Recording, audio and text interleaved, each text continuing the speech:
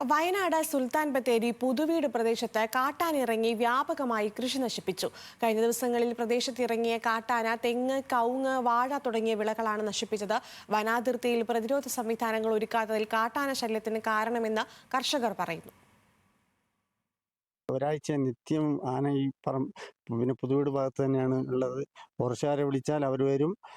അവിടെ വന്ന് റോഡിൽ വന്ന് 2 പടക്കം പൊട്ടിക്കും, അവരങ്ങ് പോകും. കഴിഞ്ഞ ഒരാഴ്ച കാലമായി പുതുവീട് ഭാഗത്ത് കാട്ടാന ശല്യം രൂക്ഷമാണ്.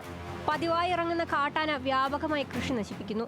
പ്രദേശവാസികളായ പുതുവീട് സദാനന്ദൻ, മനോജ്, ജയരാഘവൻ, ശശികുമാർ, ലക്ഷ്മണൻ, സത്യാനന്ദൻ തുടങ്ങിയവരുടെ കാർഷിക വിളകളാണ് കാട്ടാന നശിപ്പിച്ചത്. വീടുകൾക്ക് സമീപം വരെ എത്തിയാണ് കാട്ടാനകൾ തെങ്ങ്, വാഴ, കവുങ്ങ് തുടങ്ങിയ വിളകൾ നശിപ്പിക്കുന്നത്. കഴിഞ്ഞ രാത്രിയിൽ ഇറങ്ങിയ കാട്ടാന സദാനന്ദന്റെ 3 വർഷം പ്രായമുള്ള 6 തെങ്ങുകളാണ് നശിപ്പിച്ചത്. നേരം വെളുത്താൽ നമ്മൾ അറിയുന്നത് പറമ്പിലെ തെങ്ങുകളൊക്കെ നശിപ്പിച്ചത്.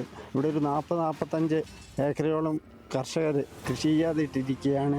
തരിശായിട്ടിരിക്കുക 15 വർഷത്തോളമായി. ഇപ്പോൾ ഇതൊരു ഭയങ്കര രൂക്ഷമായ മൃഗശല്യമാണ്. പുതുവീട് മുതൽ വീട്ടിക്കുറ്റി വരെയുള്ള ഭാഗത്ത് ഹാങ്ങിങ് ഫെൻസിംഗ് ഇല്ലാത്തതാണ് കാട്ടാന ശല്യത്തിന് കാരണമാകുന്നത്. ആന ഇറങ്ങിയത് വനപാലകരെ അറിയിച്ചാൽ അവരെത്തി പടക്കം പൊട്ടിച്ചു പോകുന്നതല്ലാതെ ആനയെ വനത്തിലേക്ക് തുരത്താൻ ആവശ്യമായ നടപടികൾ സ്വീകരിക്കുന്നില്ലെന്ന ആക്ഷേപവും കർഷകർ ഉന്നയിക്കുന്നു. വന്യമൃഗശല്യം കാരണം പുതുവീട് പാടശേഖരത്തിൽ 1.5 പതിറ്റാണ്ടായി കർഷകർ നെൽകൃഷിയും ഉപേക്ഷിച്ചിരിക്കുകയാണ്. ന്യൂസ് മലയാളം, വയനാട്.